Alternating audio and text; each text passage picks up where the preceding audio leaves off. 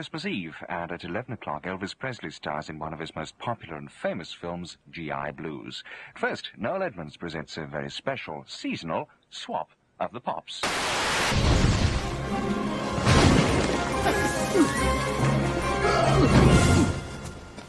Sorry, Christmas Eve on a rooftop, saw a chimney, my whole brain just went, what the hell?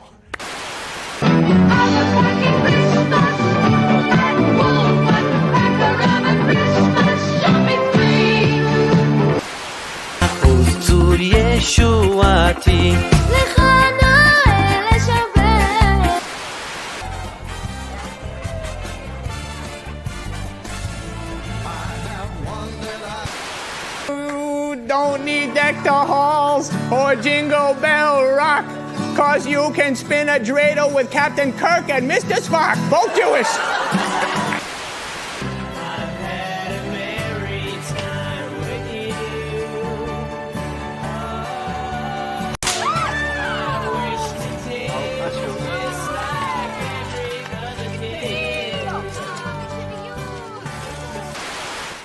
Yo, bloody hell, quite quick. I wasn't expecting that for another few minutes. Season's greetings, one and all. Happy Hanukkah to all our Jewish friends out there. Happy Hanukkah. Hope you're doing well. Yes, the Christmas spirit has begun here. We see I've bedecked my office to make it a veritable Santa's grotto. Ladies and gentlemen, we are in festive fair. Tonight is the first night of Hanukkah, right? I went for the, the more traditional spelling so people didn't get confused with the... It's normally CH, right? But if you see, was it over here? There you go. You got one big little flame and one little flame that is for the first night of Hanukkah. Actually, I got something I'm really quite excited about. I might watch tonight. I saw Cunning Monkey has his new edit of Kinder out. I'm like, oh! I was planning on watching the Sign of Four tonight. Or actually, no, the Hound of the Baskervilles. Right, that's my Christmassy fare this year, I think.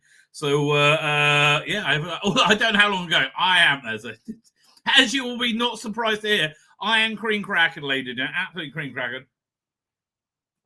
Last night was my daughter-in-law's birthday. She's like 22. She's so young. They're all so young. I can't believe she's married. Right, I can't believe my kids are married. Like my boys, anyway. So we went to Wings, right? They love it a lot, right? Well, I like it as well. One of my favorite places in this. So it's about 45 minutes away, and it just started opening on Saturday nights, right after Sabbath. Sabbath ends at about 5:15, 5:20. So I thought, okay, I'm on downstream at 7 o'clock UK time, which is 9 p.m. for me. So I figured, we'll end Sabbath, and then we'll go and we'll leave by about 6-ish, I reckon. And then we'll be there, with bad traffic, 6:45, 7, whatever. Finish eating, 7:45. Be on the road, no problem. Home by 8, right? Home by 8:30, easy peasy, easy make a stream. Didn't work out that way, of course, right? But I am in the midst of a real fundamental life change, which is, for me, it's been very, very good. How do I explain this? Yeah, okay. As you all know, I think I'm awesome. Now, I think I'm awesome for some quite good reasons. I am pretty awesome. I'm a pretty awesome guy.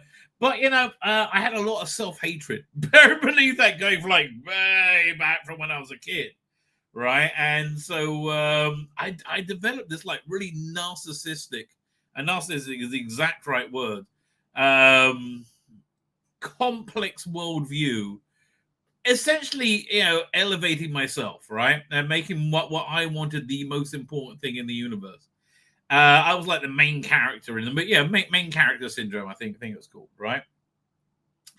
And that was basically to protect myself, because I figured I had this. A lot of times when you have these things that really dog you, right? It's a corrupted thought, and this corrupted thought was that if I don't make myself the most important thing ever, right, then I'm just going to get walked over, right? In every way, shape, and form, right? I'm never going to, if I don't, if I don't make myself the most incredibly important thing in the world, then I'm just going to get swallowed up. So I came to realize really, no, that's bollocks. That's absolute bollocks, right? And so I was like, I was, because it didn't work out the way I thought it would. But what used to be when I was like, I would get really, really upset, but I would just kind of like went with the flow. And at first I would never have gone out, right? If I knew I was going to be streaming later, just in case I would miss it. Which is like I want to spend time with my family. I think that's like the important things in life, which you did anyway. So this is the third time in about 2 to 3 weeks where I haven't really gone after what I wanted, right? What I want, it made that the most important thing. And every time I do that and I don't get what I want, right, and the world doesn't end and everything's okay, it just makes me go, oh man, this is so much better a way to live, right? However, okay, so I felt guilty, right? I did feel guilty because Dad had moved his stream forward an hour, like early an hour, about a couple of months ago to accommodate me because I'm very tired, right? For me, it's 2 hours later. I like to go to bed by 10, right? It was like midnight. So I was like, I had to stay to the end, right? I got there half hour late. I had to stay to the end.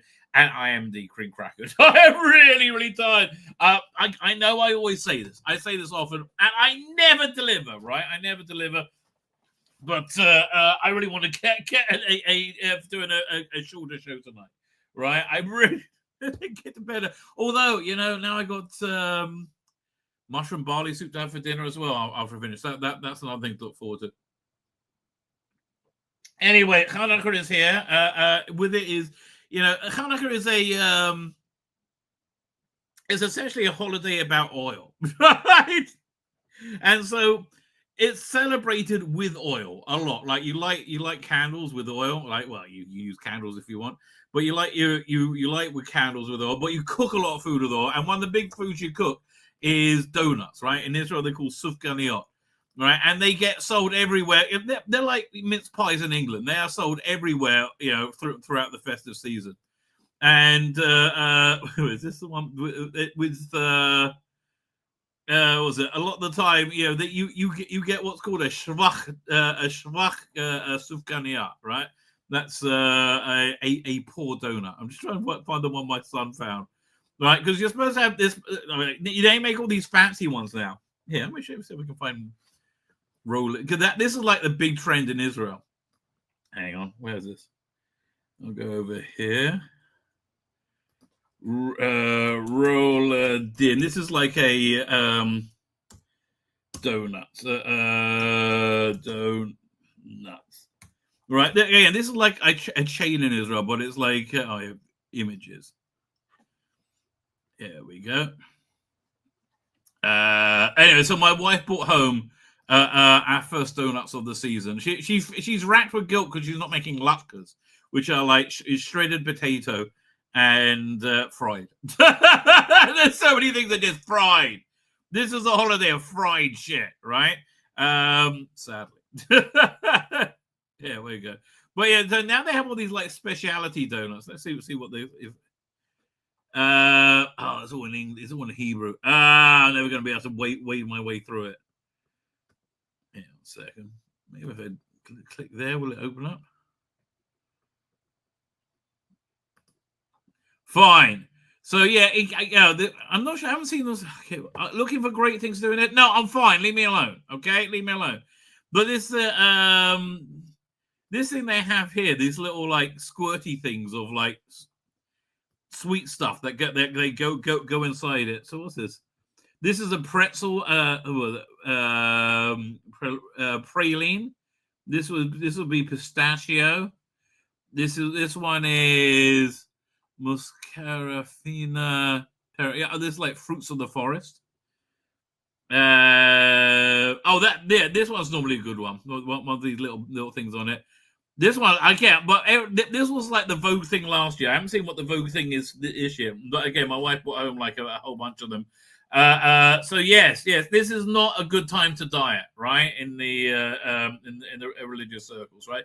Not a good time to diet. Anyway, I've got so much to get to. All right, I've got so much to get to. I'm programming now. I'm on tomorrow night. I'm going to do my review of War Between the Land and the Sea tomorrow night, because Tuesday night I got a engagement for Hanukkah. Wednesday I'll be off, and then Thursday I'll be back talking more crap, I guess. Who knows about what? We're gonna have to talk about the Bondi Beach thing. Oh, very not a good way to start the festive season, right? Not a good way at all. We got something else. Okay, fine. You know what? Let's start off with this over here, which is I don't do this often, and I do it somewhat begrudgingly, but it's like I can't. Oh, is this? Was that the thing I'm looking for? Oh no, my son making beef jerky. Sorry, he sent me a picture of a donut which like literally had like no jam on the inside. Maybe put it on the family WhatsApp. I don't know. Let's have a look. Anyway, no. Fine. Let's start with something else. Actually, I've got to find. Oh, what's the I've got to find the link for it. It is. I think it's over here. 1 second. Oh, yeah. Go there. I got fire and then go /Rabbi. That doesn't mean I need to take a pee. That just means that's the place I need to get to. Where are we up to? So fine, that goes over. Oh man, I already had that window open. Look at me. Never mind. Where are we up to? So fine, let's start over here with this bloke, right? There we go. Share screen. So Chrome tab. So who is this guy, right? Who is this guy? He's called David Geffen, a genuinely wonderful person, right? A genuinely wonderful person. He was a rabbi in my rabbinical ceremony when I first arrived there. Like the rabbinical ceremony I went to, it was for people who weren't planning on becoming religious, right? It was just like I was passing through Israel. I had an open ticket. I got like sucked into like this missionary type thing. And I thought, I don't know anything about my heritage. I'll go learn it, right? So he was a rabbi there at the time. But just a genuinely such a warm and loving person. He was always looking, I say was because he's passed away now. He was always looking to how he could change the world and make it better, right? And it wasn't like an ego thing. It was genuinely, he just wanted everybody to be happy, right? Genuinely lovely guy, right? So he passed away a few years ago, and I'm almost certain it was a COVID death, right? Not COVID, a vaccine death, I should say, right? So he had been working on this thing for a long time. Cool. Let me find the website. Go over here. Loving World. That's the one. Now I begged them to let me, update their website, right? And they won't let me as yet, right? They got too many other things going on. So anyway, his wife was devastated by the loss, and again, it was like nobody saw it coming. Right on Sabbath, he went to the bathroom and never came out again. It was a blood clot, right? I'm convinced it's a vaccine-related death. But he'd been working on this thing forever. And he'd been really quite successful with it. Let me share this with you. Share screen. Doing Loving World, right? And what it was a classroom program that essentially eradicated bullying, right? And it did it by making everybody feel their self-worth and feel other people's worth. Right, it genuinely worked. Right, it genuinely worked, and like everything. The reason they haven't redone the website because a lot of the stuff he did himself, right, and they don't want to move on from that. I'm like I keep saying like you gotta. It's time to move up and get to the next level. So bullying from this program, bullying is down 85%. Substance abuse down 79%, and academic results are up 13%, right? And again, it's all about respect, compassion, listening, and you teach these kids these lessons, right? And their lives get better for it. It's genuinely a wonderful charity.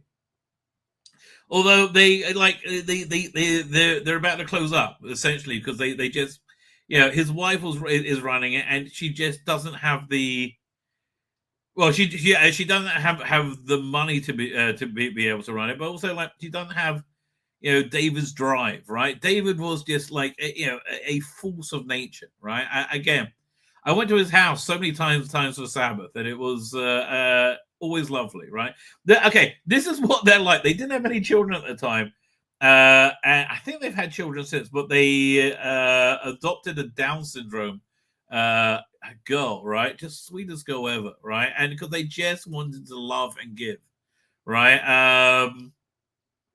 And it really is, yeah, it really is. I mean, they're a lovely, lovely, lovely family.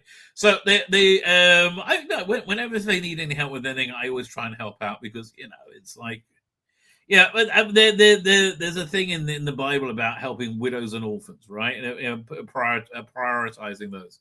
So like whenever I try and help. So they got this. They have a fundraiser going on for this right now, and people are apt to donate money this time of the year. Give charity. If you are of a mind to do so, right?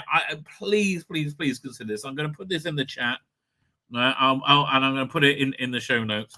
So they asked me to be an ambassador. I said, look, I don't really know anybody who's going to give big bucks, but I will absolutely plug this on my YouTube channel, and I'll continue plugging it, right? Until the campaign's over. Go to callsmatch.com/lovingclassroom/rabbi, right? So because I want to be credited. And you can see my little avatar there. Although my wife was not happy with that one. Let me show you. So we can get this. My wife was not happy with that avatar, so I redid it. Here, 1 second. Let me pull this up. There we go. Where is it? Doink. Hang on, and then I've got. Oh, did I put this over here? Oh, here we go. I had this already. Here. So I took a picture of us, and we'll be back in a minute. We'll be back to the fundraising in a minute. Share screen. So I took a picture of me and my wife, and she was not happy with this one, right? She was not happy at all. She said, "That doesn't look like me." I'm like, "It's a Muppet. It doesn't look like me either," right? But back then she would cover all her hair, and now she doesn't. So anyway, I redid it and did another selfie last night. She's much happier with that one, right? She is much happier with that one. Although the me in this one looked awful. Like that looks nothing like me, right? But that one, yeah. So she said, so I have to work out, see if I can change that. I don't know if I can. But as I say, ladies and gentlemen, if you can give $1, $2, $10, $100, $1,000, whatever, if you're the type of person who gives charity this time of year or any time of year, please consider this. And you can, let's actually see what their pitch is, right? Loving Classroom is a positive relationship education program for schools, promoting our similarities rather than accentuating our differences. Loving Classroom has been proven to be reduce bullying, violence, and again, it really does work.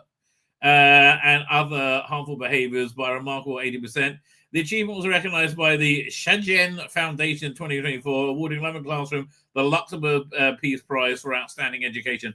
I assume that's pretty good, right? So again, if you could, here, I can't see that picture. But you see, it's a very blended organization. We had Arabs, we had Jews, we had secular people, and working together, which is what we already want. Donate now, donate whatever you can, right? If you can, it's $1, it's fine. If it's 10, fine. Whatever you can. Let me put that into the show notes as well, right? We go. Edit. I go. Please donate to the Loving Classroom campaign. That's a link. There you go. You save that. Save changes. Oh no, it won't let me do it. Okay, brilliant, wonderful. You know what? Here, maybe if I do it on the YouTube itself. Yeah, hang on.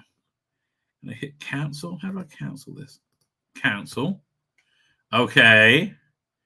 Oh, fine. Here we go. There. Doink. Please donate there. 1 second. There There you go. Fine. So now it's in the show notes as well. Yeah. Again, you are not going to go wrong by supporting this charity, right? I will not steer steer you in the wrong direction. So if you can consider doing that, that's fine. I will be reminding you about this for the rest of the time this campaign is running. So you want me to shout out about it? Just make them hit their goal, right? Make them hit their goal, and that'll be fan-dabby double dosing. And it really is an absolutely fantastic cause. What is not absolutely fantastic? Oy vey, Bondi Beach. Now, look, here's the thing. I get the feeling through coming to this channel, you get to know a little bit more what the Jewish experience is like in the world. And this is really just part of the Jewish experience. So if you don't know, there was a terrible terrorist attack today. And why would anybody be surprised? Frankly, why would anybody be shocked in any way? In Australia vehemently anti-Semitic. Like, well, how is being pro-Palestinian anti-Semitic? Well, the Palestinians say we're Nazis and we all should be wiped out, right? Oh, right, there is that. But they promote that relentlessly, again, because they got a large Muslim population, and of course you're going to get these terrible acts of anti-Semitism. So, do I have the footage? Let's have a look, see what we have.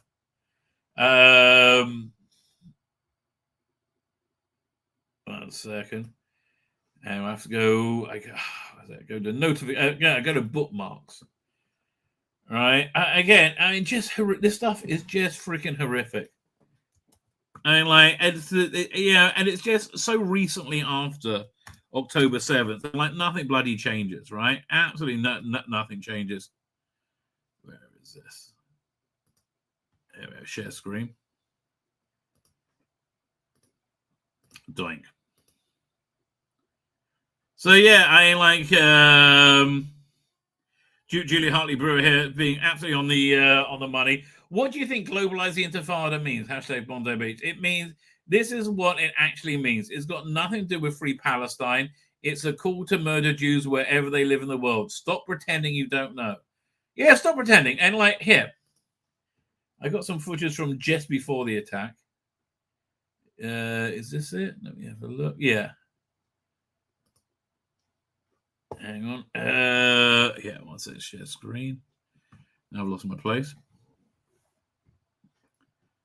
And it was just kind of like a fun day out, right? A fun day out for Hanukkah, right? And this is the world we live in now, right? This is really genuinely the world we live in. So this was the event. What was it? Okay, thank you. Right? This is what the evil Zionists were doing at the time. Okay, thank you. How many? One is enough. Just to feel the... Yeah. Okay. The great thing about Hanukkah is you go to any hotel in Israel this time of year, they light them. It's called a Hanukkah, the candelabra. It's one light, and everybody gets together, and we all have these donuts together, and we sing the Hanukkah song. Okay.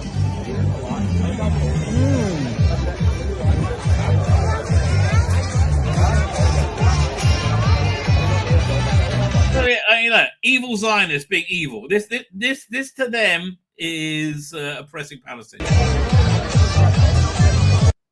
right? And I think I still have the footage from the event. I got the heroic man. Hang on a second. Let me go over. Where am I? Over here, bookmarks. This is one that's I got to download. Oh, here it is. So this is a 10-minute clip. We're not going to watch the whole 10 minutes. All right. But again, I mean, I'm sorry. Yeah, the Islamic world and the Western world, they are not compatible, right? They're not compatible with each other, right? Because shit like this is normal and okay in the Islamic world. In fact, they lit fireworks to celebrate the song afterwards. They're just firing randomly into that crowd we just saw. That's what's going on.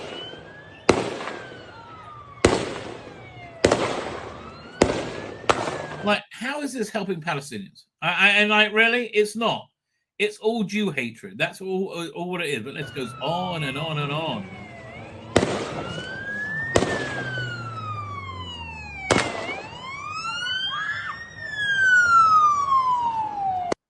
Honestly, this is just horrific, right? I think one gets taken out reasonably quickly. Then another one runs.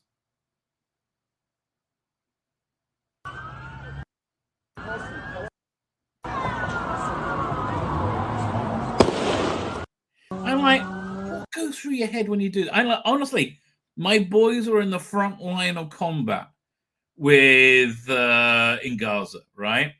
And they saw a lot of dead people, right? There was a lot of death going on. Nobody wanted it, right? Nobody wanted to. These sick fucks, they love doing this shit.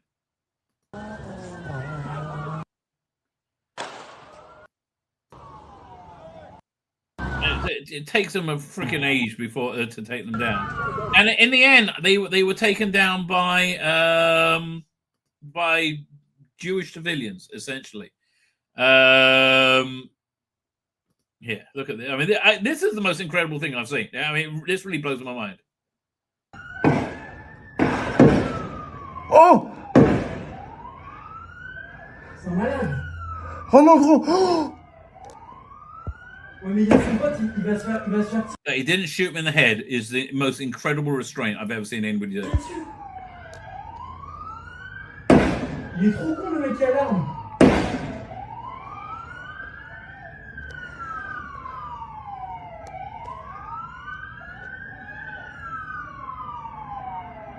And this is like a normal guy. You know, I'll show you the picture of him in a second. Le mec est hyper courageux. Oh.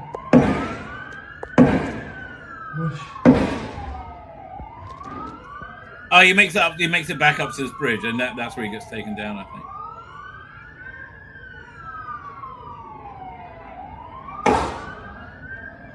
And again, Australia has relentless Jew hatred, and they call it being pro-Palestinian. No, it's Jew hatred. It's relentless, bloody Jew hatred. That's unbelievable. Yeah, so let me find the picture of that guy. Because, like, he's just a normal freaking guy. And when you see him in a bit, you're like I don't even know who they could get to play him in the movie. Yeah, share screen. 1 second.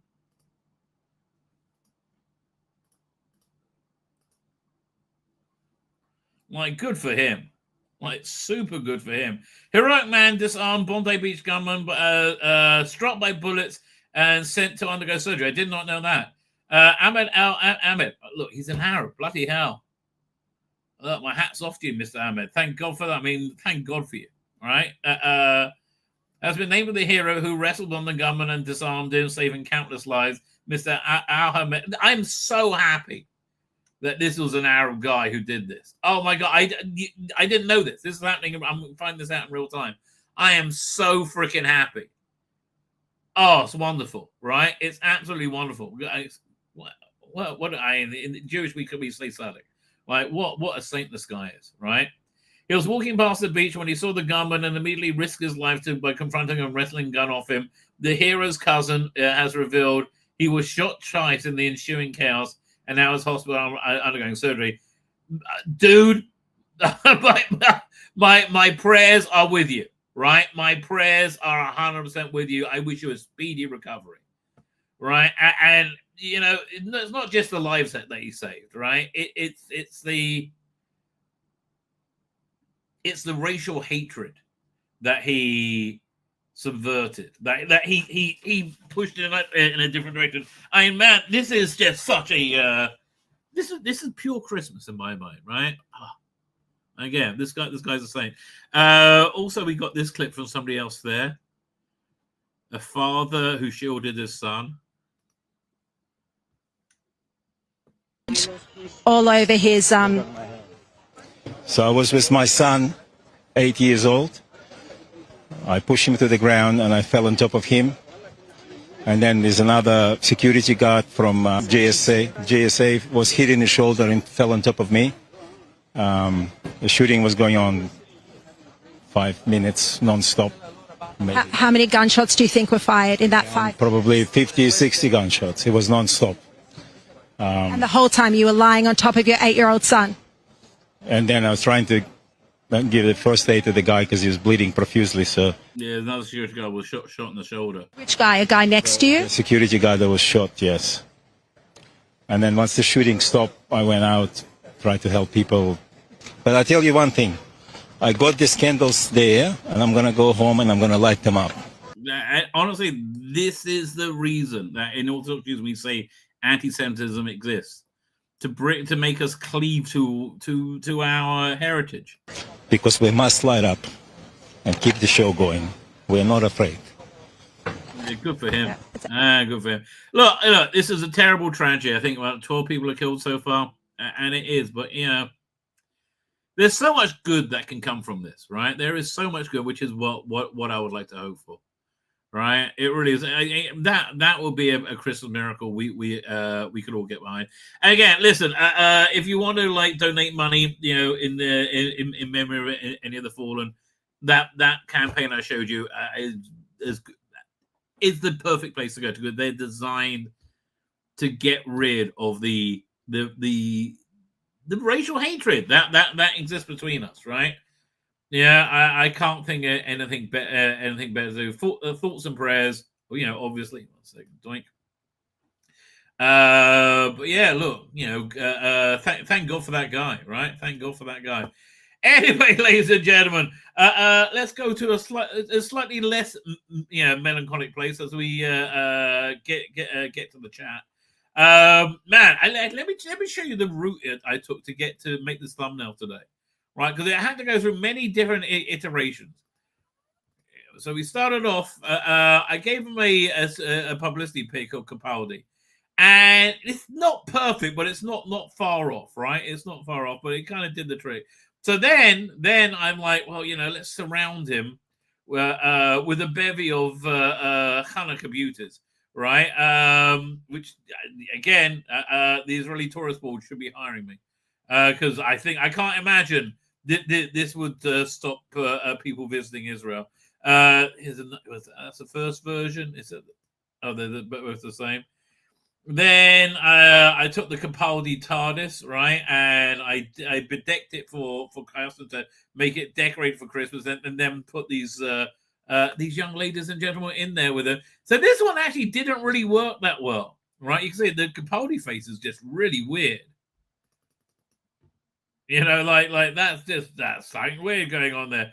AI just got. But again, if you're paying attention to Capaldi here, I don't know what to tell you.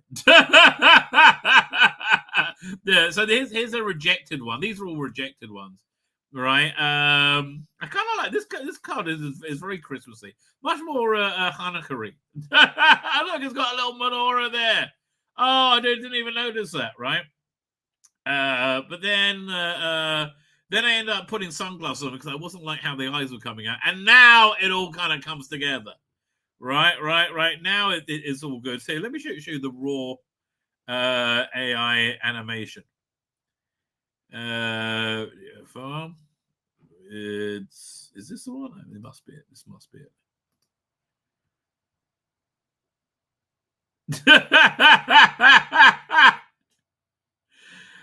I don't know. Look, I would watch a live stream with this thumbnail.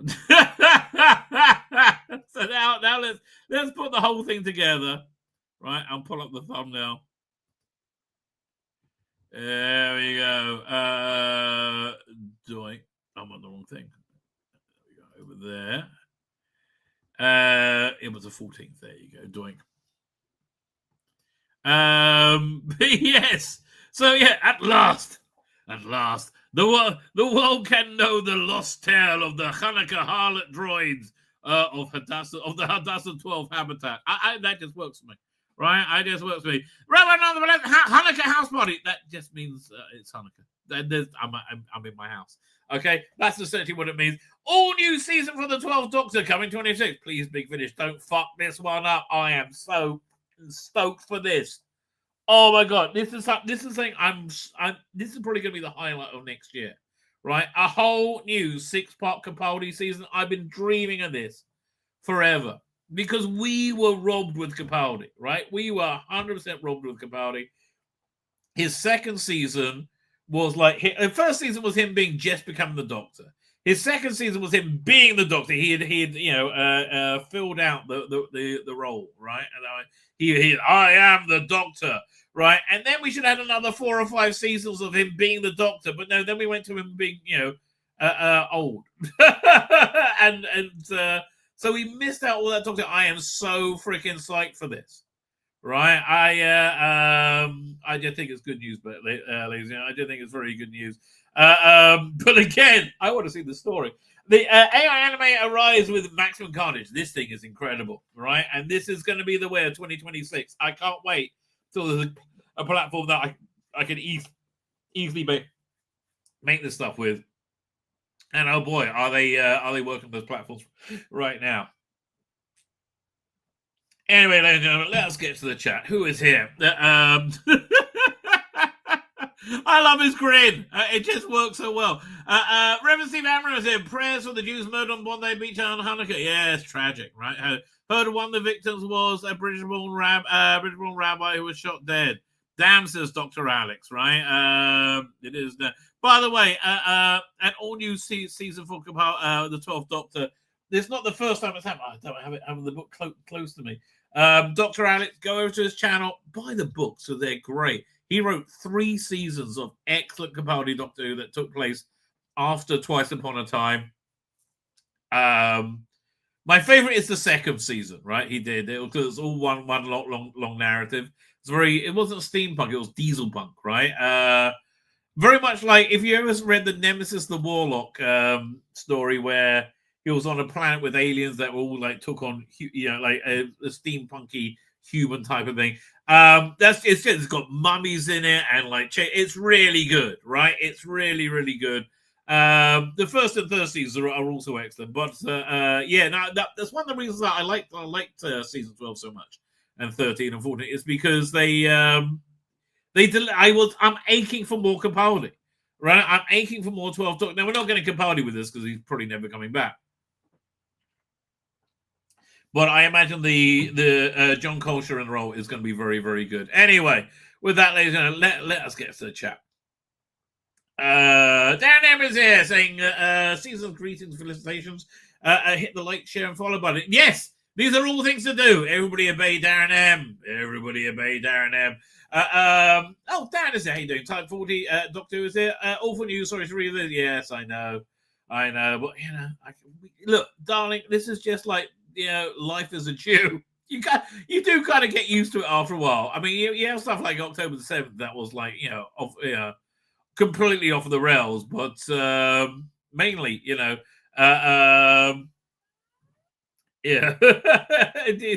just does, par for the course, sadly. And there's a lot more par for the course now because there's just so much more anti-Semitism now. Because we uppity Jews have the temerity. Oh, God, we are so evil to not roll over and let Hamas murder us all, right? Archie Conant says that Carl Benjamin, and he mentioned the Bondi Beach there. I'll be interested to hear his point of view. See, the reason I like listening to people like Tim Paul, Carl Benjamin, is because it's a very non-Jewish view of the world, right? And I like to hear, because if you're in the Jewish world, you hear it from a very Jewish perspective. But I like to hear like the normie, non-Jewish perspective. To hear his take on it, right? I'm very disappointed in one of the people on Lotus who was absolutely convinced that Israel was committing war crimes and gone too far, and the Maccabi Tel Aviv fans were hooligans, and dude, they lie about freaking everything, right? So I don't understand how that one was so easily taken in. I guess because you want to be, really. Lord, it's hard to be humble when you're perfect in every way. In my case, well, I'm not perfect in every way. I am awesome, right? That's the look, it's the thing. And this is so funny, right? Narcissists don't normally stop being narcissists, right? Which I think I've sort of managed, right? So now I'm like, hey, look at me. I'm the best non-narcissist ever. Oh, everybody should get on their knees and worship me for my non-narcissism, which I think might be missing the point. A little bit. I don't know, ladies and gentlemen. You tell me. Let's distract us with pretty ladies. Oh, Dan saying thank you for joining. Dan, I've loved being on the Type 40 stream. I really enjoyed it. It's a good stream last night as well, right? It was a good. We were talking about Christmas movies. I really want to see if I get Dan together and David Milling, right, and do a Christmas stream, right? A great Christmas fair. I got to rewatch Last Train to Christmas. Oh yeah, I want to try and get Ian on as well. Last Train to Christmas is one of my favorite new Christmas movies. I really love it. Really genuinely love it. OT says his next Doctor Who stop motion premieres on the 31st December. Head on over there. Give him subscribe to his channel. Give it a like. Give it a like. You whatever you want, baby. Whatever you want. And Archon on the Wayfair project tonight. What are you doing? Let us know what you're doing on the Wayfair project tonight, right? Squirty things that go inside. Well, okay. I'm not sure what that means, but okay. Squirty this. I was talking about the how I didn't notice that, I don't know. Thank you. I was talking about the donuts, right? Wolf would say every day is a good day to diet. Today is a good day to that. I did like the how they took the piss out of Wolf in the Picard season 3. What he's like when they towards the end when they're going to beam down to the bull planet, the bull cube, right? Picard and Riker. Then Wolf says, and I will join you and make it a threesome. Slash Rabbi, our favorite host for film fiction, Perry slash Rabbi. Well, Victoria slash Rabbi, Sydney slash Rabbi. Well, you know, they do. I do imagine Nicola Bryant, Sydney Sweeney, do stay up late writing erotic fan fiction about me, right? Why wouldn't they? Careful, Rabbi. YouTube still might not like you questioning some of the. I think it's okay now, isn't it? I thought they gave up on that. I don't know. We're up to Robert Payne is here. Then Robert Payne, thank you for joining us. Darren, put my link in again. Thank you very much. Got you covered over on Rumble for the. Oh, thank you so much, Darren M. Thank you so much. You mods are great. I mean, thank you so much. It's like, you make everything possible. You really genuinely do. Archicon says, apparently, Sadiq can we change his name to that? I think that's just so much more of an name for him, isn't it? Has upped the visible police presence in London's Jewish community. Why? So they can attack them as well. Right, I don't trust any of these people. Why do you need to do that, Sadiq? Well, maybe because like a couple of years of like Jew-hating marches, you had to go running through the center of your fucking city where they lied through their fucking teeth that kept saying genocide, genocide, genocide. Did you see the thing I showed you last week where Hamas had hoarded the baby formula until it expired, so babies would starve to death and die? Right? Mate. How do you even get to be that dark? I can't even imagine it. Right? I feel that my brain just doesn't accept that. It's insane. Right? And then of course, do you remember the Irish guy when they were trying to break into the country via Egypt? He said, "Oh, there's poor babies. Oh, the Israelis are starving." No, fucking Hamas was starving them, you mindless cunt. Oh, fuck me. These people are just evil. Right? So I thought London was a multicultural paradise. Well, it was multicultural when I lived there in the 90s. Right? And it was great. We all got on together. Where are we up to? What's that? Did I miss a put in the UK line up to say they are shocked and offer their thoughts. No hint of actually doing anything to stop it happening. No, because there's no way they can say no to the Muslims about anything. Right. Do you want to have fascist, racist marches through town calling for the death of Jews? Well, I guess because we're dependent on your vote. I guess it's all okay then. Right. Wasn't it a Catholic nation What was that was just passed by in 1984? Wasn't what a Catholic nation? I don't know. Maybe it was. Right? Is there a confirmed idea on the shooters? Yes, they're both fucking Arab, Jew-hating Arabs. Thank God that Arab guy took one out. I mean, honestly, the attack was horrible, right? The attack was awful. That it facilitated that happening is so good, right? It really is so good. I'm so glad. I just assumed that guy was Jewish, right? I had no idea he was an Arab, right? So much respect for him. Birmingham Central is a multicolor paradise, i.e. Middle East toilet. Yeah, you can't go in there, right? Exactly. Compadres had a stroke. Well, everyone's got to find a way to look after themselves. They've got the right number of arms and fingers. It's a success. It's successful AI. Oh man, I love AI. Right, I love it. They sleep very well. Yes, they do. They do, Dr. Alex. I agree with you. Right, and I have to tell you, these are all kind of like average Israeli women, right? If you go to a beach in Israel, kind of looks like this. It really does. I'm not even exaggerating. Big Finish always late to the party. Yes. But look, they have John Coltrane. What can I tell you? Awesome covers. Might have been inspired by that. Well, they were good covers. I may have had a hand in them. Who were? Well, normally I like to have a finger in things. PD Rich didn't like the ending. Of what? Dr. Alex's stuff? I don't know. The stream... okay, fine. So your Wayfarer brand is the Torment of Great Science Fiction TV show themes. Oh, tournament, not torment. The tournament. Man. Can you... Archer Connor, can I ask you, could you send me a link to it tomorrow so I can watch it? Because I always forget to watch it during the day. Right, and that's something I would really like to, because again, ever since I've had an unexpected attack of mental health, I'm so not interested in politics anymore. I'm just so not. I couldn't care less. Darren said, "Mods have me covered." I know. Thank you very much. Actually, Coltrane was partly about exactly why the opposition literally cannot make any sense. Make sense of why they get things wrong. Tories. This is not about the opposition. Oh, you didn't like the ending of Last Century? I love the ending. I was crying at the ending. Right. It's one of my favorite Christmas movies. Right.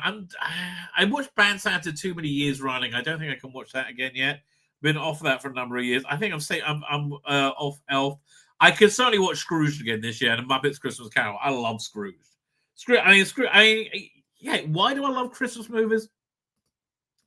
Because, okay, normally they're funny, they're fun, right? But it's all about, people making genuine life changes, right? And seeing the real point of life, right? Maybe, I bet there is, what's his name? Played Dickens, Simon...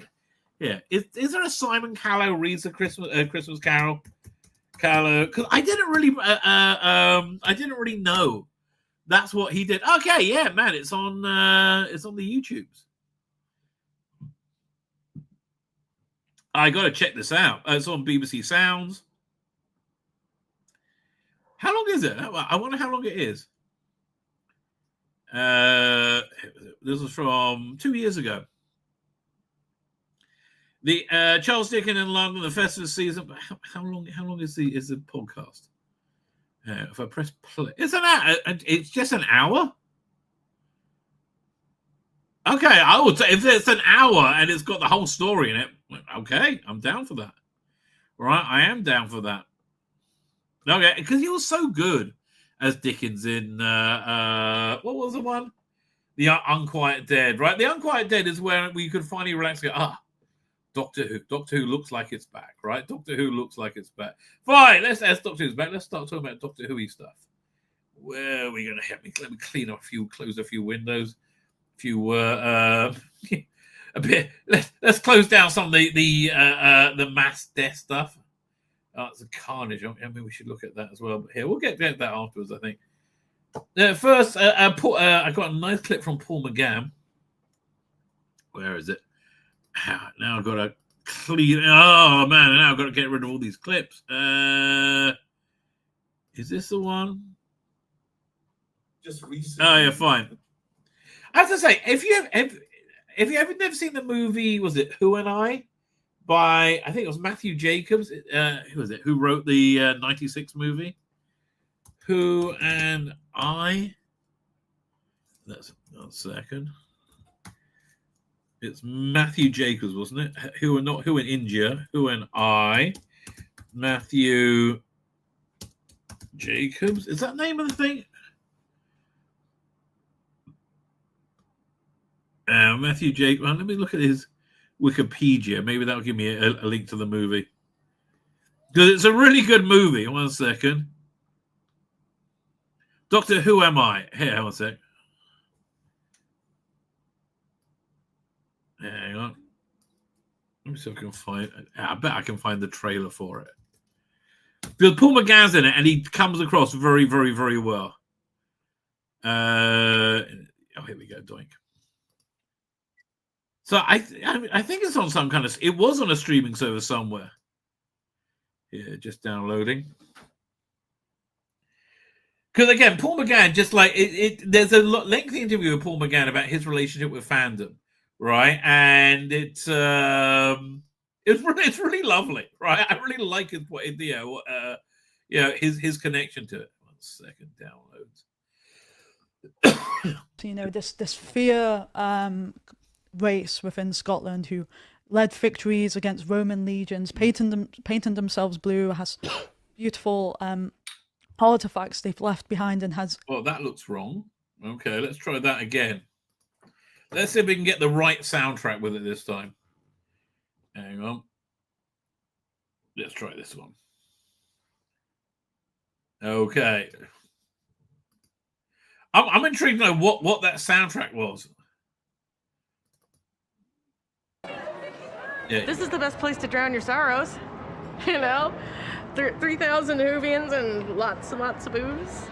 Ah, the American fans. They are the diehards. Balls to the wall kind of attitude. All through medical school, I was. And like I'm a bit like skeeved out because I think this is all Gallifrey 1, which are generally speaking they just became the most a magnet for the most awful fans in the world. But like, again, this is more a meditation on fandom. Still kind of the closet Whovian. We're just a normal couple. We just got married 2 years ago. As I was writing that Doctor, I was pouring myself into that character. I was pouring my experience of the Doctor as a child, and all the wit and all the warmth and all the... So, yeah, this movie's kind of like One Flew Over the Cuckoo's Nest, right? I'm getting this guy's interaction with fandom, and he has a long conversation with Paul McGann, which is just lovely. That sort of love that the Doctor has of humans, I was pouring into this character, and I was loving doing it. I was putting myself on the line there. Someone wrote to me and said, "You got it the wrong way round." Yeah. Pedants. Don't you just love them? My Doctor, the 8th Doctor, has been mainly on audio all these years. Right. So I play the Doctor on the radio. And you've been alive as a Doctor, you've been alive for longer than any other Doctor. The longest and the shortest. Yeah. That's what they call me. Hey there. Hey, I'm back. Oh, this is hard to find. And look at that. I've got that. No sex, please. He's British. Certification in 12. No sex, please. He's Matthew Jacobs. Yes, okay. The nature of obsessive zealot fandom is something I'm interested in. Yeah, because there are people that's what they do. Yeah. All year round. Exactly. Every day. And we're cogs in that wheel. Yeah. So yeah, genuinely, I recommend. Anyway, so that reason I showed that because it reminded me very much of this clip that we're about to watch. Here we go. Talking about the AI image of him shooting Doctor Who in costume with Billy Piper, right? Remember that was a big story a couple of weeks ago? I mean, in the last week or so, because of these AI pictures, there's Yes. there's me and Billy Piper working together. If only. Oh, really? Yeah, I mean, that's some people going, you know, come on, it has to be true, doesn't it? The rumour milk sort of kicks in. And there's this picture of me and Billy, I'm in costume, she's, you know. Why do you have a Jerry Hansen podcast? I see. But it could be true. And you're just... What do you mean it could be true? Have you signed an NDA? You just can't tell us, and maybe it is true. You see, you're making this thing worse. You're part of the problem. You're part of the problem. Right. So yeah, categorically, that's not happening, right? I think we can all say that's not happening. What is happening? Okay, this is something I'm really genuinely excited about, and it doesn't really happen often, right? I'm genuinely excited about this from Big Finish. And Big Finish have had a rough year, right? Big Finish have had a year with very, very, very few decent releases, right? Oh, and their website takes forever to open up. Well, I was listening to Iris Wild Theme and the Claws of Santa, which is just I love Iris Wild Theme. I really genuinely do. So here, 1 second. Hang on. Share screen. Share screen.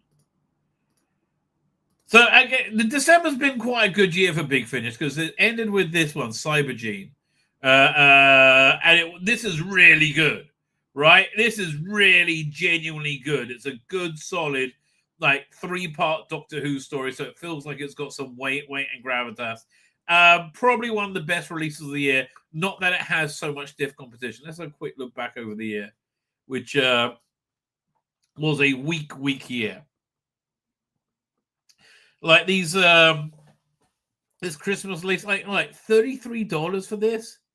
Like, no way, right? Just no. What are you thinking? There is no way. And by Nogaflation, Justin Richard, Mark Wright, and Jonathan Powell, I don't know enough of the writing talent. But okay, so 8th Doctor, Christmas Story, Smith and Sullivan, no. The 6th Doctor, Jago, and Lightfoot Adventure. What? Lightfoot's dead, right? I think Jago's dead as well, isn't he? Didn't he pass away? It's 1962, and Ellie Higson has lived a long time. Her adventures alongside the inimitable investigators, Professor George Lightfoot and Henry Jago, have long since faded into memory. So why is Ellie still plagued by the most harrowing recollection of all those bygone years? Drawn to the village of Dunstable-on-Thames, Ellie is reunited with the 6th Doctor on the trail of an ancient evil.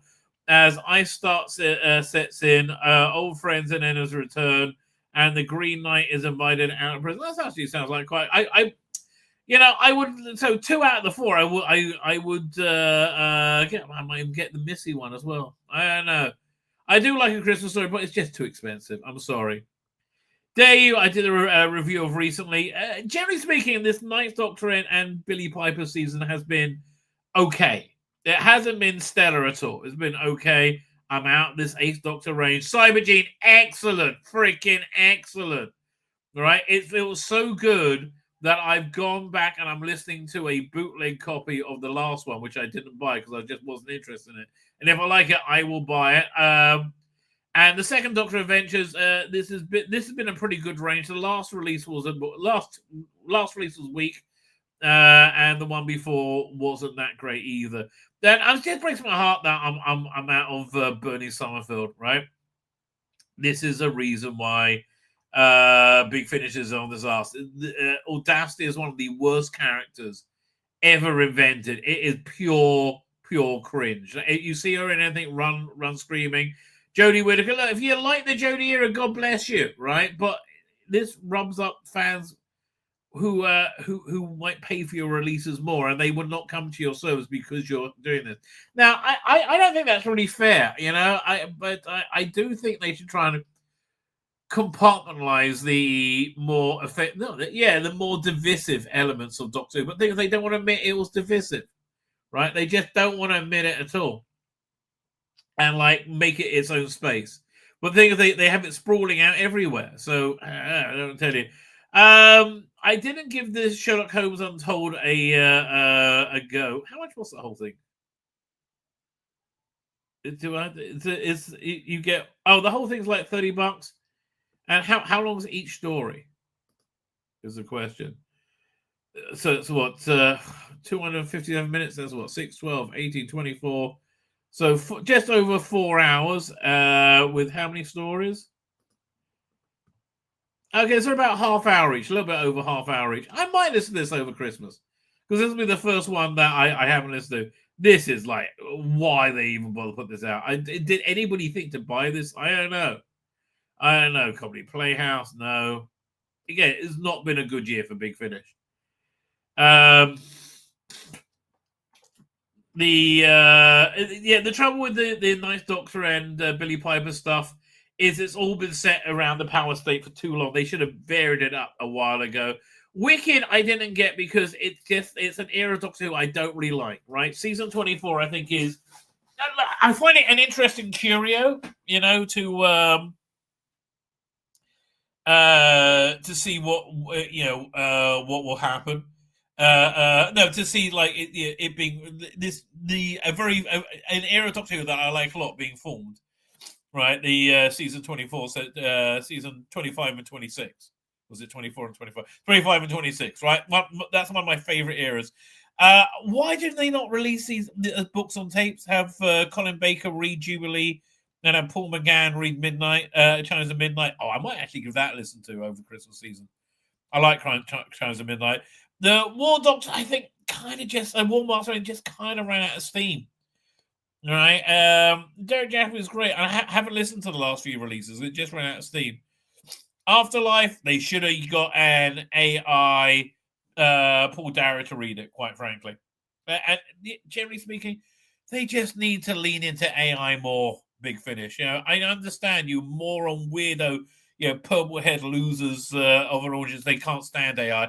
That's because they all have pretensions to having some kind of artistic bent, and they can make it big, but AI is going to stop them. No, it's not, right?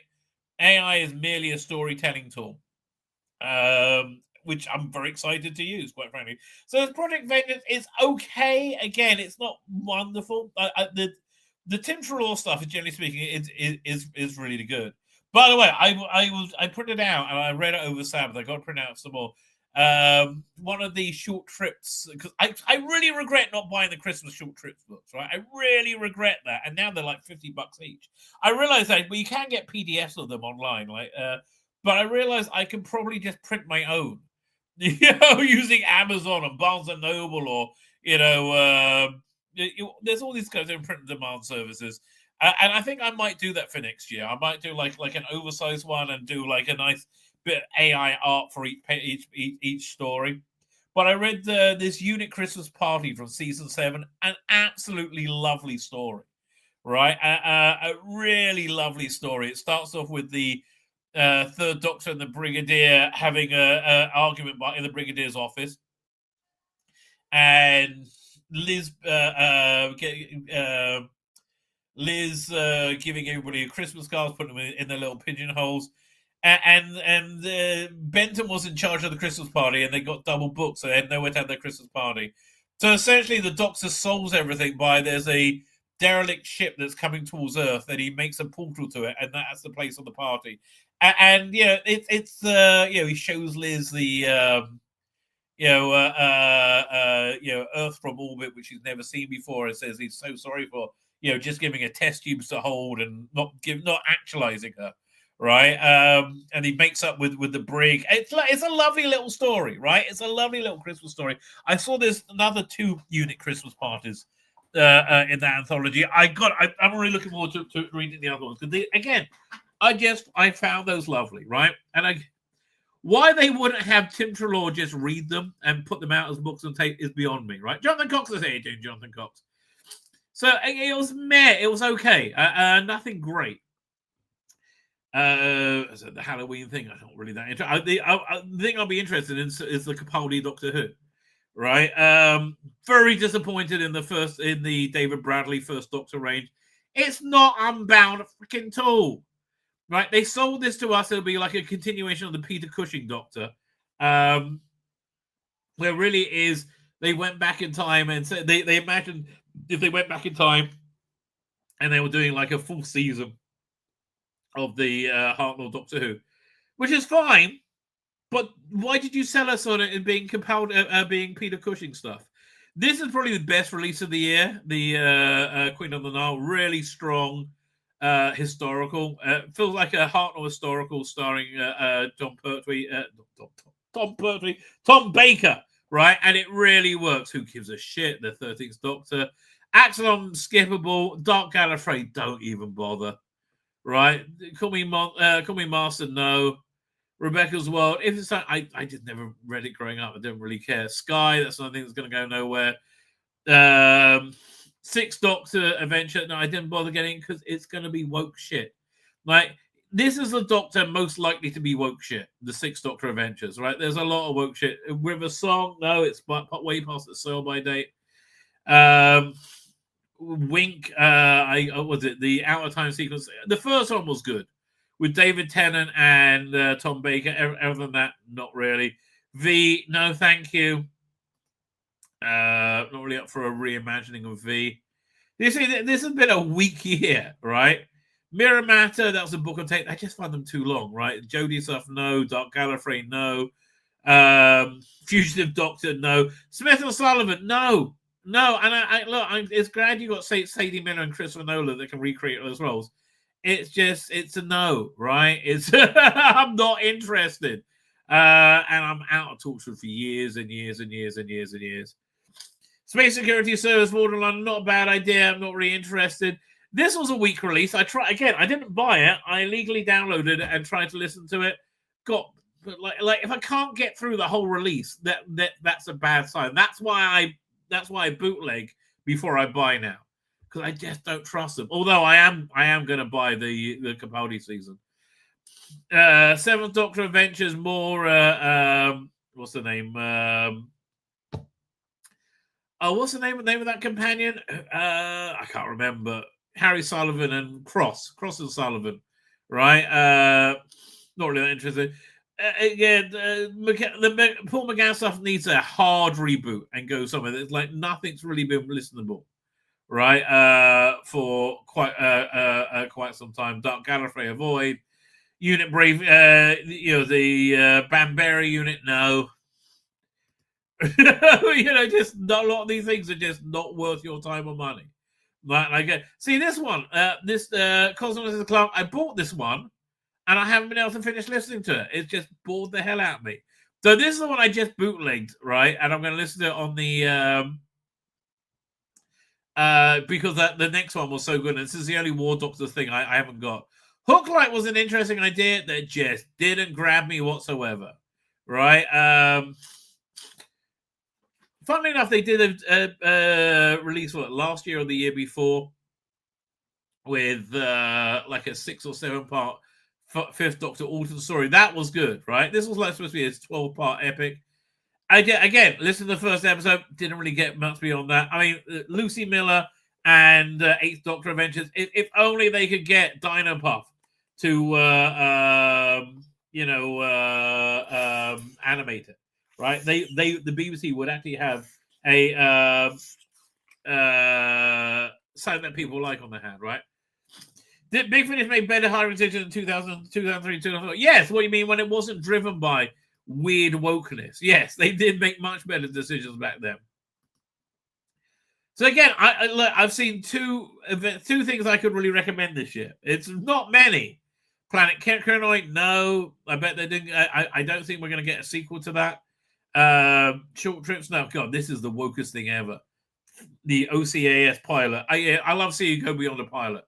No one's interested, right? No one's interested. This Companion Chronicles, I found a bit grueling as well, right? And I got it just for Stephen Noonan and Lauren Cornelius. They need to be together on releases. They have a perfect dynamic. The Genesis Cyberman I didn't bother with because I read it in this David Banks Cyberman book, and it was a bit naff, right? Quite frankly. Spare Parts, much better. I found this boring as well. The Hellwood Inheritance, and there was another story. I just found it just didn't engage me at all. Susan's War was okay. That's probably the third best release of the year I've seen so far. So we got Susan's War. Let's see how many things that are actually I could recommend this year. No, I'm not going to recommend Brain Drain. Generally speaking, I like this the Central Third Doctor range, but it's again, this is just more of the same of we've had before, right? It's a very season 7 adventure. Doesn't really do much for me. Vamp PD, no. Time Tunnel, no. Torchwood, no. Even Terrible Aspect, if you want it, go for it. Call Me Mustard, no. Okay, it's about January, right? Laws of Misrule, it's an audio novel. John Cole show, he's always good. Fugitive Doctor, no. This was a major disappointment. First Doctor mentioned Living Darkness. I really like the Stephen Noonan stuff. But Stephen Noonan should be with primarily Lauren Cornelius. Again, their interaction is fantastic. First Action Bureau Jam Damage Goods. So they did a pilot of this. I put it free on YouTube, I think. And Zygon, again, meh. Nothing really to write home about, right? Classic Doctor Who Monsters, that's when you had Paul McGann and a gay rom-com. No. Okay, so this is January. Nothing to recommend in January whatsoever. Brain Drain is okay. I'll give it like a 6 out of 10. Right? Padlos again, not interested in it. Okay, Susan's War, this gets a 7 out of 10, right? It's not bad. Nope. There's nothing I can recommend over here. Nope. So we've got 2 things that have been okay.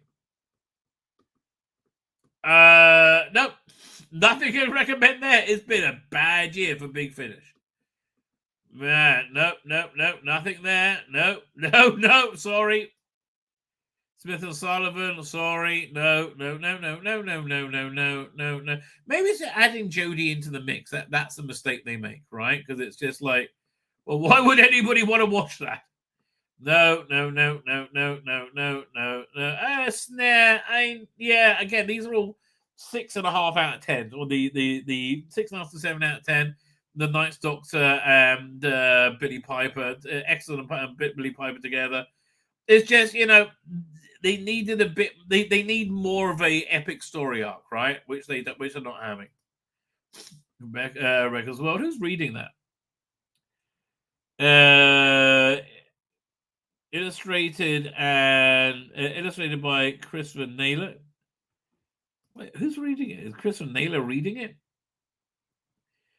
Illustrated by Christopher Naylor. Okay. So was this a sequel to Rebecca's World? So, but who's reading it? Written by, cover up by Christopher Naylor, who does the illustrated. But okay, who is reading this?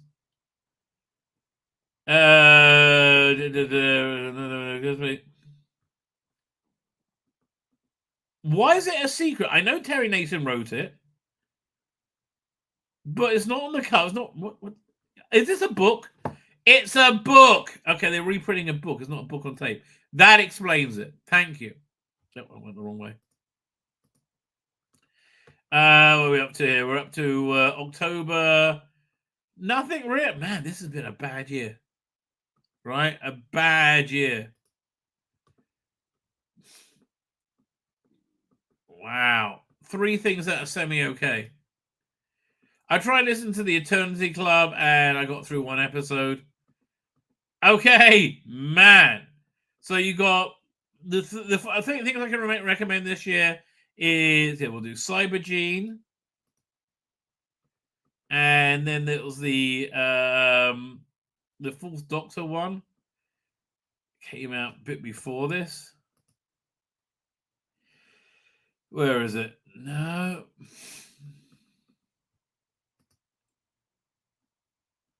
Wow. Okay, we'll this up. And then I don't think there's anything till like February or something. Yeah. Wow. It's been a really bad year. I don't want to tell you. Nothing leaping out there. And again, the releases I'm going to add are like meh. They're not. It's not they're bad, but they're not good. I am looking forward to listening to this now, though, because Cybergene really got me into it. No. What month are we up to? March. Yeah, no. All these are a no. Okay, this is okay. Nope, no. I'll put this up because it's okay as well. And you know what? Here, let's do. Yeah, all these are a swing and a miss, right? A total swing and a miss. Go back to December. I have high hopes for this, so I'll add that one in. But man, this has been an empty year. Anything else? I think that's it. Yeah. Okay. So the recommends are it's the best are the only two things I really are strong recommends are War Doctor Rise of Cybergene and the Fourth Doctor Adventure Last Queen on the Nile. Right. That's it. Right. This is okay, but like again, these are 8.5 out of 10, both of them. Right. This is 7 out of 10. This is 6.5 out of 10 because I just seen it so many times before. And this one I have high hopes for. I'm looking forward to. And this one, Operation Vengeance, is about the same. 6.5 out of 10. Right? Not bad, sorry, but just not very good. So I'm hoping next year will be better. And look, this is one of the things that I think will make it better.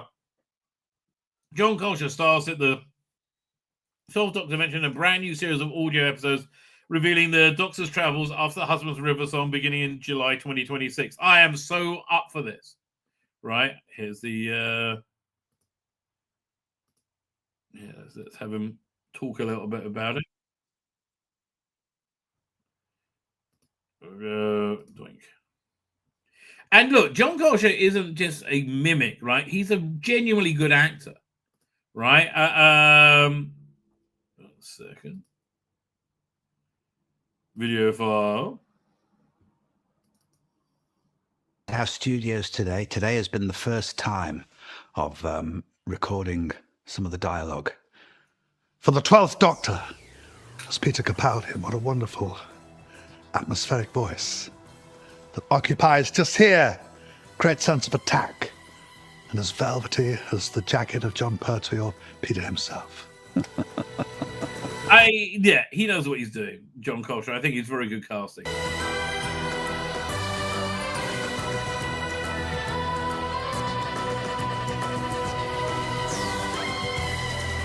We just need to hear him be the 12th Doctor, right? That's velvet. I can remember getting a text message from Nicholas Briggs. John, are you free for a chat quite soon? And I thought, ooh, this sounds interesting. Wonder what this is going to be about. A few messages later, we'd arranged a Zoom call, and we were recording a live run of Dead Ringers at the Hay Festival in 2024 in May. And Nick said, do you do a Peter Capaldi? You know, how would you fancy being the 12th Doctor for us? And before I'd even thought about it, before I'd even considered it, before I'd done anything. Yes. I said this in the intro. I am thrilled beyond thrilled because we were so robbed with Capaldi. We were so incredibly robbed with him. There should have been. It's essentially like, his first season was his first minutes being a Time Lord, first few days, first weeks of being the Doctor. The second season was him being, I am the Doctor. When he came on in the tank, a lot of people hated it. I loved that. Right, I found that like watching a missing John Pertwee story after you dropped acid. Right, it was just so bizarre. I loved when he came out on that tank. Right, so he was playing Pretty Woman. Right, the actor. But then we should have had another like 4 or 5 seasons before he had his final season with Bill Potts. Is it Bill Potts? Whatever her name was, Bill. I can't remember her name. Right? We should have had a lot more, like 2 or 3 seasons minimally, right, of him. But of course, he was cursed with a penis. So out he went, right? And I think that's one of the big reasons he is never coming back to Doctor Who. Right? So sadly not. But I mean, imagine you got like, you know, you had season 12 with Tom Baker, right? And you get that season and you go, wow, that's pretty darn good. That's pretty darn good. And then you get season 13, like, oh, man. Oh, Brain and Morbus. Oh, so many great shows. And then it goes right to season 18, season 19, actually. No, season 18. Like, wait, what? What happened to season 14, 15, 16 to 17? What? There's so much stuff we just missed, right? And that's where that's how I feel about the Capaldi Doctor. Like, we missed most of his run, right? And it's very sad that Capaldi won't come back. But they treated him terribly, right? They treated him absolutely abominably. No wonder he's not interested in coming back, right? Does he do any more? Arm grabbed instantly as that. And I thought, wow, delicious. And I'd never really done a Peter Capaldi before, only very broadly. But to get down into scrutinizing mode and to really just absorb as much familiarity as you can, just get it etched onto your subconscious. And again, if you haven't heard his stuff, I mean, his Brigadier, I can't tell was not Nicholas Courtney. Bit like that. You know, when you look at a light bulb and then you close your eyes and you can see the outline of it. You want to try and do that with the audio, with the voice, with the nuances. Listen to them. Yes, I want you to do that. That's right. I do want you to do that. To such an extent that it's on your subconscious and you can express it in as free a way as possible. That's the way to go at it, really. Peter Capaldi's era. Wow, what a blessed and treasured era. Last era of Doctor Who, essentially. Of Doctor Who, that really is. I mean, it has the best of everything. The mystery and the otherness and the eternal wisdom of the Doctor. My favourite season is still his third season, which everybody hates. A stunning cast all around the Doctor. Stories such as, like, Twice Upon a Time. Yeah, well, it's one. I agree with you. Wow. The Zygon inversion. The Witches. The Zygon inversion would have been great had they not copped out at the end, right? They were like, they actually dealt with what radical Islam is, rather than just saying, "Oh no, it's just racist to say it," right? That would have been actually far better, I think. But what can you do? It's familiar. These are some of the finest Doctor Who stories ever made. And the way Peter Capaldi plays the 12th Doctor with such mystery and so many aspects of the earlier Doctors. I mean, he was just a wonderful amalgamation of what is Doctor Who. Irascibility, but lovability of the first. The wit and merriment of the second and the fourth. Well, I love that, and the knowing nods to camera, like when he met the first Doctor in Twice at One Time, calling him Mr. Pastry. The warmth and charm of the third, the 10th to an extent. Every little aspect is like a beautifully cut diamond, and it catches the light in its own way. It's a blessed era of Doctor Who, and to watch that over and over to prepare for playing the 12th Doctor with Big Finish, you couldn't wish for better homework. I'm just so glad you're doing it. I'm so glad. I think the first thing you want to try to do is, through watching lots and lots of episodes, is just remind yourself of how you feel. Well, do you see? Notice how his body language mirrors Capaldi's performance. That's incredible. Try to do is, through watching lots and lots of episodes, is just yes, that really is Capaldi's body language. Remind yourself of how you feel when you're watching that incarnation of the Doctor. How you connect with the character. How you connect with that self of the Doctor, and in your own performance you're trying to evoke that aspect of performance to transmit certain things that you felt, and then what you see and hear, the vocal patterns and everything like that, that's the top coat of varnish. That's the little finessing layer that you put on there. See, again, that's why he's so great at this, right? It's because his performance is a very, very deep and layered one, where the impersonation is really just the top layer. Right, Stephen Noonan's also excellent at this. Like, his observation of the first Doctor I've described it as laser precise, and it really is. Even though he audibly doesn't sound like the First Doctor that much, that his understanding of that First Doctor, right, is breathtaking, right, and it's it shows in the performance, right? It really genuinely shows in the performance.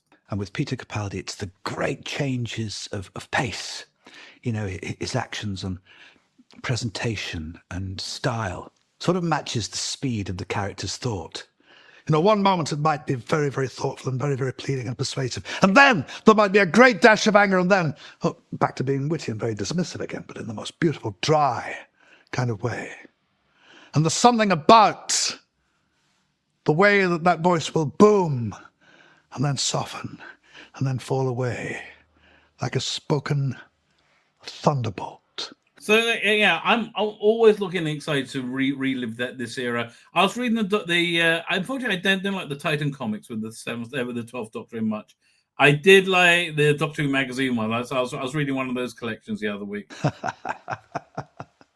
With an audio-only performance and the many different facets to Peter Capaldi's Doctor, there are so many, a great, great moral character, a beautiful, supremely witty sense of impatience at times. But yeah, no, he's very playful. And other than Christmas Carol, I think his Christmas specials were probably the best. Although, like now in the intro, I watched the David Tennant's Christmas specials clips. I'm like, oh, that was just lovely. Desperately caring. I think Colin Baker once described an aspect to the Doctor whereby the Doctor could rather nonchalantly walk past a war zone and then burst into tears because a butterfly had died. I think there are certain complexities in the 12th which are very much like that. And the speed of thought, the changing moods which reflect life and the late heavy bombardment of the formation of the solar system. Life can echo that. And I think okay, but we want to hear him in character playing the bloody 12th Doctor. That's what sells it. That's the only thing that sells it. You get that with the 12th Doctor. The way that you capture that on audio-only productions, well, the writing does it so beautifully. You can really see what's in the mind of the writers, that they're thinking and feeling this fast-changing, sensibility, one after the other. Right, Archie Connor says, do you realise, Rabbi from Another Planet, that Christmas Carol was off-screen the literal origin? Yes, I didn't realise, but yes, you're absolutely right. This kaleidoscopic blend of changing aspects in the personality. So the writing does a lot of it for you. I think with a voice, you can hear when a character is smiling, you can hear a smile. See, that to me, again, I think it's going to really sell it. You can hear great anger.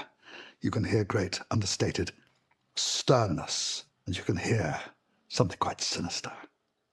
And yeah, connect that with, try to imagine how the listener's receiving it and just play into that theatre of the mind.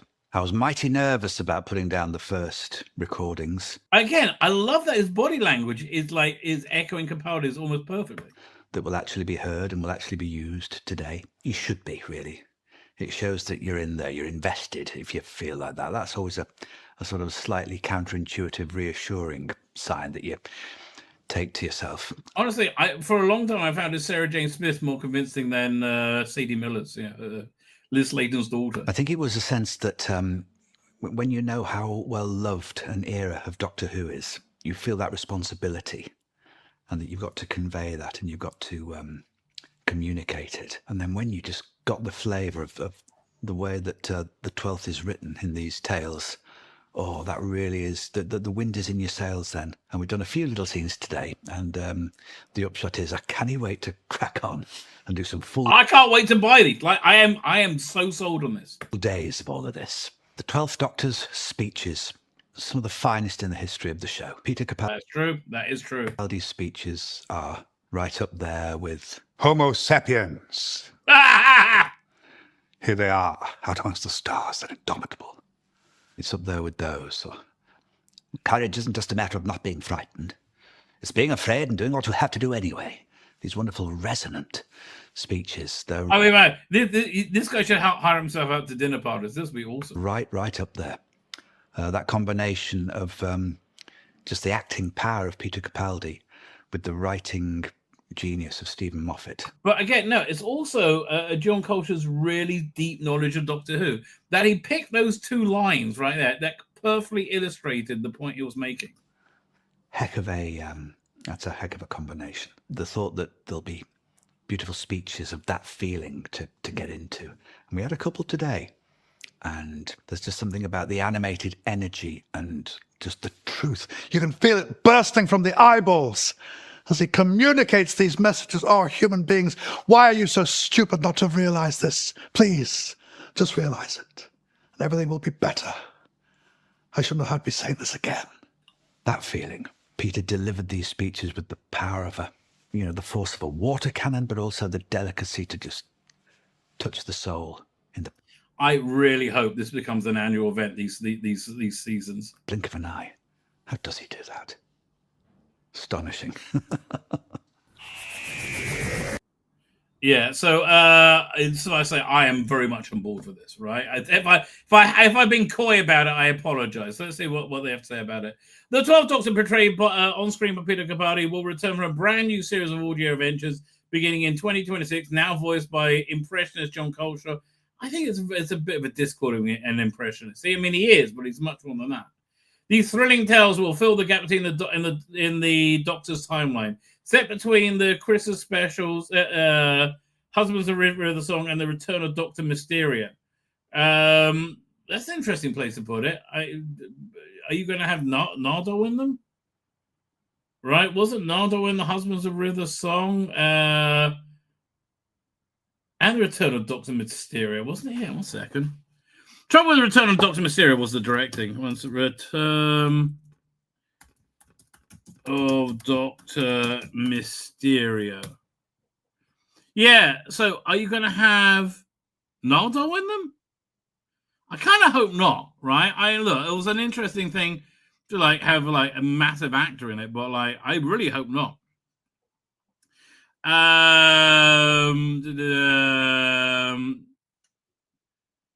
Fine. I thought it was going to be post Return of Dr. Mysterio before his third season. 12th Doctor Adventures, Run Fast, Be Kind, finds the Time Lord dealing with life as a widower, following his final adventures with River Song, but he's not alone for long. He picks up a new companion, Ash Wilton, a traveling bard from the end of the universe, voiced by Gwyneth Evans. Please don't have them become gay lovers, okay? Big Finish, I'm telling you, just don't fuck this one up. For what? Just make Doctor Who. Don't. Here, Big Finish. Please listen carefully. I'm saying this for your own good. No one gives a damn about your politics, right? No one gives a damn about your politics, and they do give a damn about you inserting your politics in everywhere you work. Like, if I may point out Exhibit A, where is this? Space 1999. A genuinely great take on Space 1999, right? I've really enjoyed their releases, right? But they destroyed it. They absolutely destroyed it. Sort by what's the one? Oldest First, right? They destroyed it with their stupid politics. Firstly, the Breakaway, again, was a 2-disc. It was actually a 3-disc set, right? But a 2-disc story. Great casting. Mark Bonner, Maria Teresa Creasy was a bit too loud and animated for Dr. Helena Russell, right? They went to anti-Dr. So the first release they did, Death of Dominion. Again, the soundscape was perfect. The stories, but everything was pure Space 1999. Right, and then they came to Volume 2, and they freaking destroyed their own range by doing this Earthbound story, which is a story from an adaptation of the story from the original Space 99, where it was a very flimsy Brexit allegory, where you had Simmons wanted to get back to Earth, and he won an election to force there to be resources put into it, and Koenig was like, damn it, this is never going to work. It's impossible. You can't do it. Essentially, it was Brexit. They were talking about Brexit very, very on the nose and very, very, very clearly, right? And then it all works out bad, but Simmons survives because of it. It doesn't matter. But you could have done the analogy in the other way, right? You could have had, like, Simmons, Koenig wanted to explore Root's home, and Simmons was the civil servant saying no, right? And they get into a conflict, and they miss a wormhole back to Earth, even though Earth's been destroyed, the moon left, right? But anyway, this release destroyed the range. It absolutely destroyed the range. They tried desperately to bring people back with Dragon's Domain, and it didn't work because that was the last one we saw of it. Right now, they're all doing audio books of essentially Space 1999 season 3, right? But not full cast audio drama. Yeah, Big Finish. We don't give a shit about your politics, and I don't want to rub this in your face, right? But your politics are a massive failure. You all told us that Labour was the best thing ever. Right? We need a Labour government. Get rid of the evil Tories. Oh, Labour. Yeah, they're what? Labour. And now they're a fucking disaster, right? You got egg on your face like I don't think anybody's had egg on their face before. But you know what? I would rather not have this fucking conversation with you, Big Finish. You have your politics and you enjoy it. Don't fucking lecture me about your failed fucking politics, and we won't have to talk about it. I won't have to rub your face into how incredibly wrong you've been proven over and over fucking again. Just you live your life, let me live mine. Entertain me with some Doctor fucking Who. And that doesn't mean you don't have to have a social conscience in it, right? But have a social conscience we can all agree with. Like, setting fire to homeless people is bad, right? That's something we can all agree with. Saying that Israel are evil genocidal butchers is something we can't all agree with. Right? Saying that chicks with dicks are totally normal. No. There are many things you can do that we all agree with, right? And have a social conscience, right? But you haven't been doing that of late. Big Finish, I beg you, do not fuck this one up. And look, I'm hopeful because generally speaking, their best Rangers are the Rangers where the actor not portraying the Doctor, not the actor who didn't. Yeah, the actor portraying the Doctor isn't the original actor. Right, the Stephen Noonan first Doctor range, the who was it, Michael Troughton, and the second Doctor range, Tim Treloar third Doctor, Jonathan Carey War Doctor. They're the best things that Big Finish do now, right? Occasionally get a good Tom Baker one, but not often, as we saw this year. So fine, the 6 episodes were released as a week. Okay, this is the act of genius. I think they're doing it. It's a very good idea. And frankly, I think they should have done this with the Ninth Doctor range. The 6 episodes will be released weekly as weekly downloads beginning in July 2026. Once all the episodes have been released, the series will become available as a complete downloadable box set. But again, I like the weekly drop, right? They did that with the Paul McGann, Lucy Miller, Sheridan Smith season, right? And it went gangbusters. It felt like you had current Doctor Who. And especially in a year where there is no current Doctor Who, this is a freaking great idea, right? This is a very strong idea. For a limited time, episode 1 will be available separately at a discount early bird price of $5.99. Don't fuck this up, Big Finish, right? Don't fuck this up.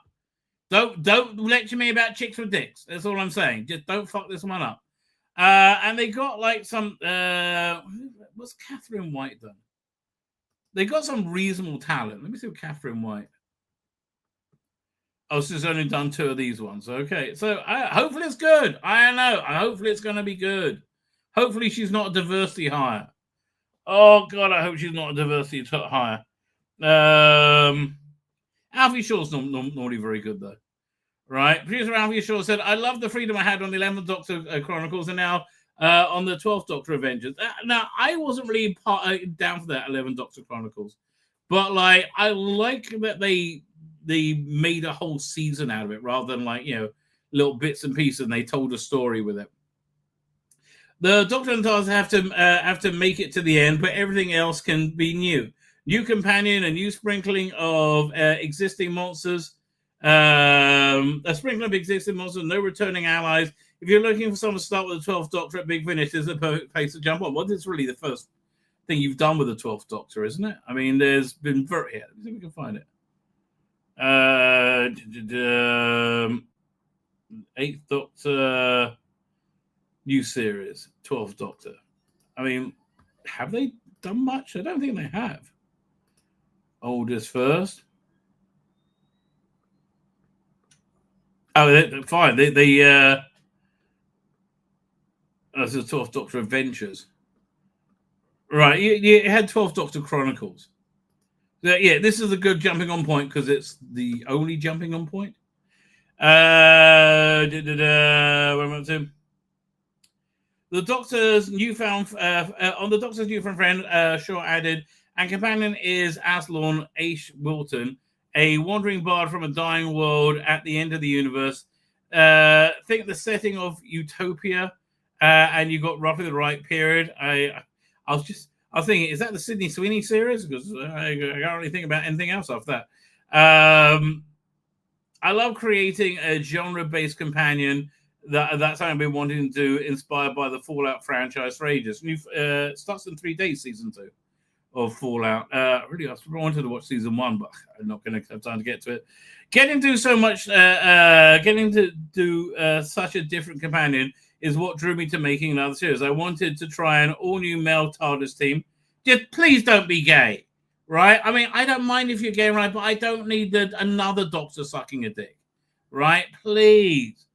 Gwithian absolutely nails the report of that he and John had from the off, and it was great to watch in the studio. It is going to be interesting, an all-male TARDIS crew. I kind of long for them to go for the more traditional route, all right, of a pretty young girl, right?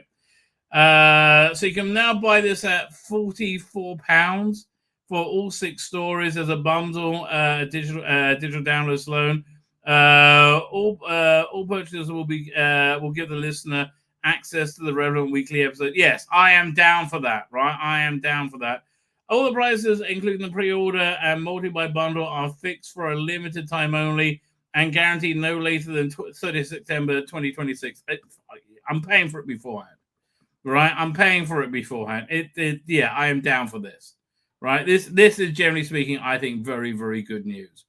All right, because next year was looking kind of empty. Right here, when we go January, there was nothing I wanted to buy. Right, I kind of like these novels are shorter. Who's writing them? How many? What's the 240 minutes? That means they're like 2 hours each, which for me makes it so much more digestible. Right. Who reads them though? Really, why is it we narrated by John Colcher and narrated by Peter Purvis? I'm kind of tempted. I have to tell you, I am kind of tempted on this release because being 2 hours makes a big difference. But Return to Maris, no. Lonely Mo, I have no idea what it is. I don't really care. Jodie, no. Star Cops, I reached the point where I said I've got enough Star Cops in my life, and I didn't bother in the second season. So this one I might get, the Companion Chronicles Legacy of Time, because it's more of a Stephen Noonan and Michael Troughton, right? And it's a one net narrative. So yeah, I might be up for that. Time Tunnel, no. Nice Doctor, yeah, I'm on board with all of these. Space Security Service I never got into. Not sure about this Third Doctor Adventure Imposters. I will probably get that. I will probably get that. See, I don't know about this one. 11th Doctor, the starring Miles Taylor, who's pretty darn good, right? But I just don't like. I don't like Beth Axford. Generally speaking, I haven't seen anything good that she's done. This is something I will illegally download, right? I will illegally download to evaluate it, right? That's the only way I would do it. I kind of think it's nice they're bringing back Anselin into the Bambera unit, but I don't really care. This is something I'm going to get a bit on the strength of Stephen Noonan and was it Lauren Cornelius? And the one they did with an aged Vicky was just lovely. The one they did with an aged Peter Purvis, bit naff. Who's writing this one? We got Robert Valentine and Phil Moran. I might be talking into this, right? Again, the Fourth Doctor Adventure. I'll probably illegally download it. I'm illegally downloading before I buy. right? Because they've all just been a bit naff of late, right? They've all Dark Gala. There's probably more coming out in April. Paul McGann, no. Sixth Doctor, almost certainly no. Dark Gallifrey, no. War Room, no. Sky, no. I check out the Fourth Doctor Adventures. Ninth Doctor 1, I'm on board for. So yeah, I am looking forward to these 12th Doctor Adventures, as I think I've been quite clear about.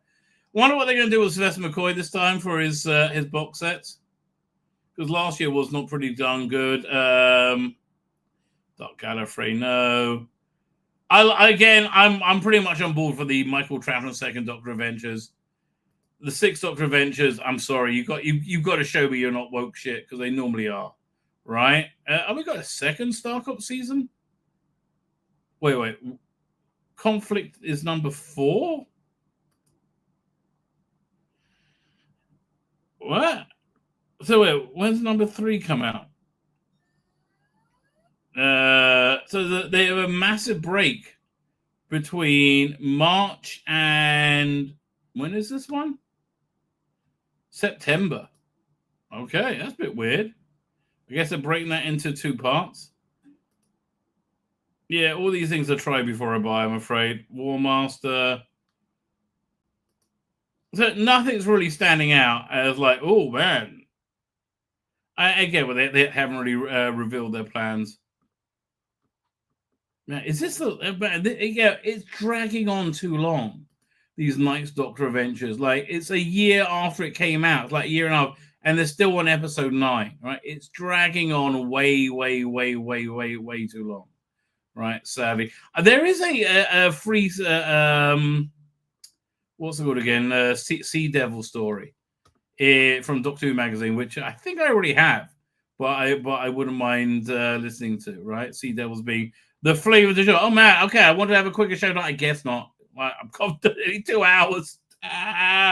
So I'm back tomorrow night, ladies and gentlemen. I'm going to wrap up now. The only time people are interested in your politics big finish is when you force it into the stories at the cost of everything else. Yes, you destroyed your Space 99 range, and I like that range. Right? It really killed me. Anyway, I am back tomorrow night, ladies and gentlemen. We're going to do a deep dive review into War Between the Land and Sea. There's a bunch of stuff I didn't get to tonight. Right? Hopefully I'll be more well rested then. Who knows or dares to dream? I'm going to say bid you all fairly well. I'm going to hit the end broadcast button. I'm going to hit it again.